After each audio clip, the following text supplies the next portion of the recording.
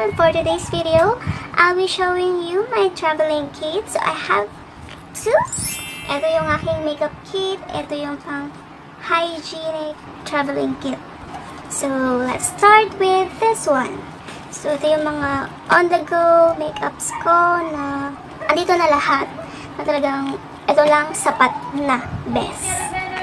So, powder. Johnson's baby powder.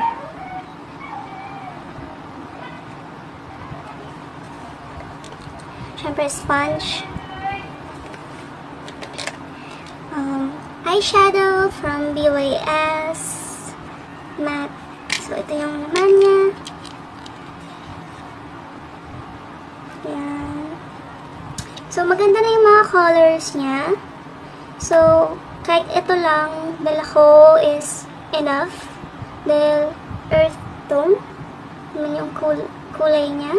So ito na rin ginagamit ko. Pag ito lang yung dala ko, pwede na rin itong pang contour. Yan. So all in all na yan. Aking favorite na foundation from L'Oreal, Infallible Pro Matte.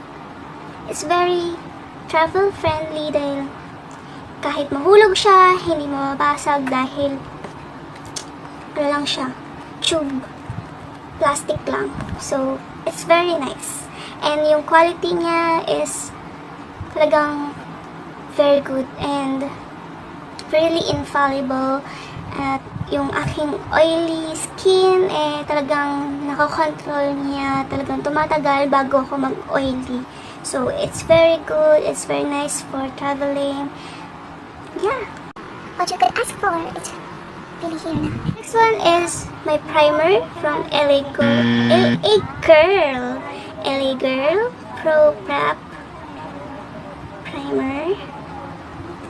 It's really nice kasi aside from it's affordable, it's really matte. So it's really good for my skin na oily skin talaga. So sa mga oily skin, it's better to use primer first before using your base makeup para makontrol yung oily ng yung skin. So next one is my favorite Maybelline White Super Fresh Two-Way Cake Foundation. It's one of my favorite that travel friendly. May sponge na siya. Ayan, paubos na yung laman. At maliit lang siya, guys. And talagang maganda na talaga siya. Talagang nakaka-fresh talaga siya sa aking face.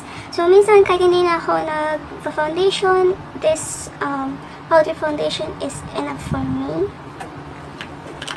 So, I have here brushes, yung flat, yung angle brush for my blushes, and for my eyeshadow. So I have here my EB Advanced Brow Define. So it's retractable eyebrow. So hindi na kailangan ng magtasa, hindi na kailangan ng angle brush and the spoolie. Ito pa lang is enough. Ito lang yung nabibigay ng natural kilay sa aking manipis na kilay. So, ito lang ay napakaganda. 135 pesos is really good and really nice. Talagang maganda siya. So, next is yung moisturizer from Quick Effects. It's really good. It's travel friendly dahil mayroon na siyang kasamang takip. At talagang hindi naman siya nabubutas, napipit. Talagang safe na safe tong moisturizer na to. It's very nice. It's very affordable and tinted na siya. And you have to wear moisturizer at all times, especially kapag nag-travel tayo. Then, direct sunlight para laging hydrated yung ating skin to protect from the sun. It's really good. So, next one is the mascara. My favorite. Avon True Color Super Shock Max Volume Mascara. Dito nang smudge sa akin. It's very affordable. It's very nice. The Fit Me Concealer. Maybelline New York. Nagmahal na siya from 199, naging 249. But now is naka-promo siya ulit. Naging 199 pesos na lang siya ulit.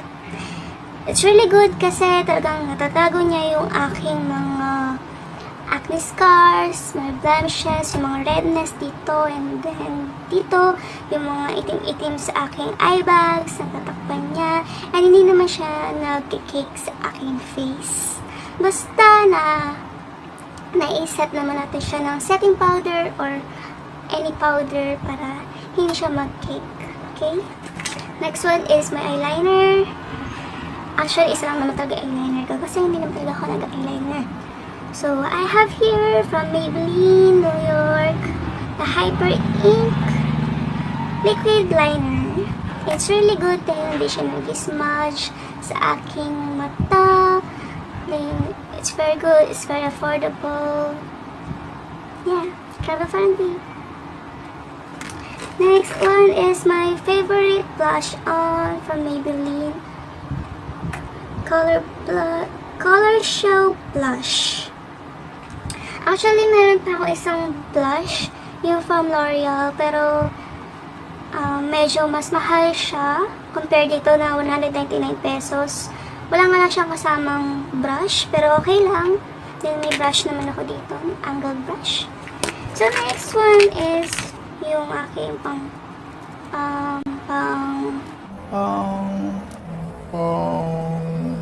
curl lang lashes. Is my oil control sheet or yung blotting paper. It's very important for me, especially kapag nagka-travel tayo. Siyempre naiinitan, siyempre hindi natin maiwasan na mag-oily, magpawisan. So, importante yung nagbablot tayo ng ating face para pag nagpipicture tayo, guys, hindi naman tayo nagmamantika, hindi tayo nangingintab sa mantika, diba, ganon. Para pag nagpicture tayo, fresh na fresh pa rin tayo. So, next is yung aking favorite na lipsticks from Maybelline. One is the creamy matte, one is the powder matte lipsticks. So, ito yung dalawang yun. Yan, this. And the salamin from Paganini. And next na tayo sa ating pang-hygiene na traveling kit. So, ito yung lagi ko dinadala. Lagayan ng aking mga pang-hygiene. Kasyang-kasya na lahat dito. Except for the lotions. Puro kapag swimming ganun, nihiwalay ko na lang siya. So, ito yung mga laman. Saktong-sakto. Siyempre yung aking favorite na pabango from Bench. Daily Scent. Happy Hour. Yan. It's one of my favorite dun sa Bench.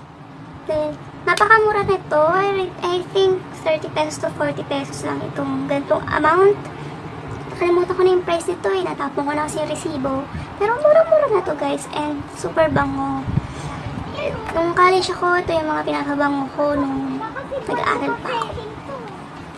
Then, next is yung aking deodorant from Avon. Feeling Fresh 4-in-1 whitening.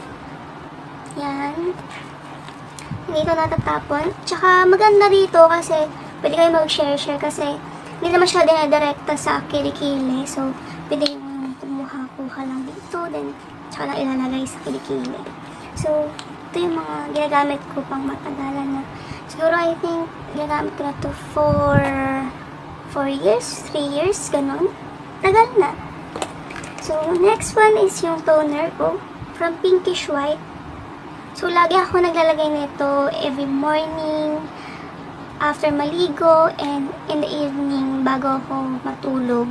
So, lagi ko itong ginagamit para maiwasan na magkaroon ng breakouts, ng tigyawat, at yung mga nangingitim ko dito. Kasi kapag nag-stop ako nag-toner, nangingitim ulit to. So, para ma-prevent lang ulit, nagalagay ako nito. Tsaka diba, yung kahit maghilamos tayo, hindi siya enough para matanggal yung dirt.